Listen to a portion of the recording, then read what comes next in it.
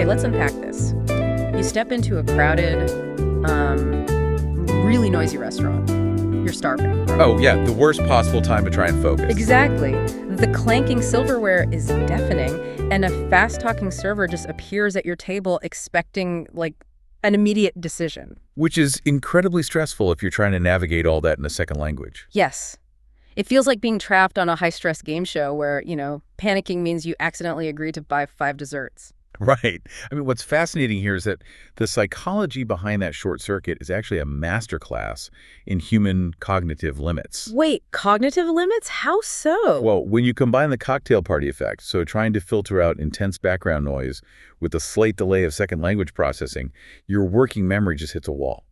So your brain just gets totally overloaded. Exactly. It gets so overwhelmed by the sensory and linguistic demands that it defaults to the path of least resistance. Right. When the server asks a rapid-fire question you miss, your panicked brain just forces you to nod and say yes. Which is exactly how the 5 desserts happen. Yes, unfortunately. So to survive this game show, today's deep dive is looking at a linguistic guide that emphasizes building a survival kit of anchor phrases to reduce that panic. Yeah, we're talking about standard frameworks, like requesting a table for 2 or asking for recommendations when the menu is just, totally overwhelming. And asking for the bill, of course. But looking at the mechanics here, it's not just rote memorization, is it? No, not at all. It's about fundamentally changing how the brain retrieves information under stress. Okay, great. When you rely on an anchor phrase, you aren't constructing a sentence word by word. You're deploying a pre-compiled chunk of data. Oh, which completely bypasses that overloaded working memory we just talked about. Precisely. It shifts your brain out of a reactive panic state into an automated recall state. So you don't have to think about grammar or syntax. Right, you just execute the script. Okay, but I want to push back on this a little bit.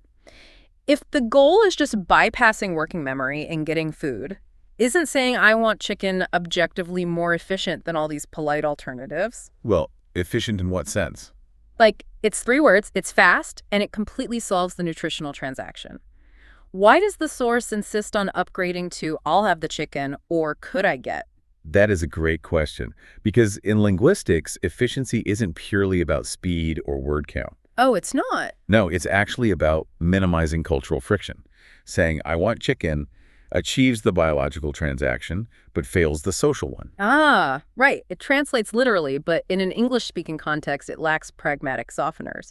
You just come across as demanding. Exactly. When you shift to I'll have or could I get, you're using modal verbs that signal deference and respect. You're smoothing over the interaction. Transforming yourself from a blunt consumer into a polite diner. Precisely. It's just so interesting that we treat language learning as a vocabulary exercise, when this guide suggests it's actually an exercise in cultural assimilation and, anxiety management. Oh, absolutely. And that extends way past spoken words. Right. The source material spends a surprising amount of time on physical choreography. Yes. Sure. Specifically warning against shouting for a waiter. Which is wild because that's entirely normal and expected in many other cultures. True, but in English-speaking restaurants, shouting is considered extremely rude. So what does this all mean for the diner? It means you have to engage in a much quieter negotiation.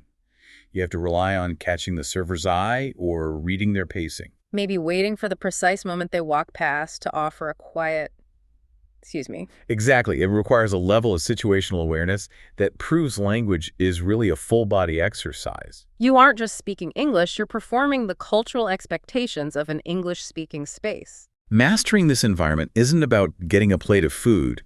It's about controlling your cognitive load so you can project calm and navigate the unspoken rules of the room.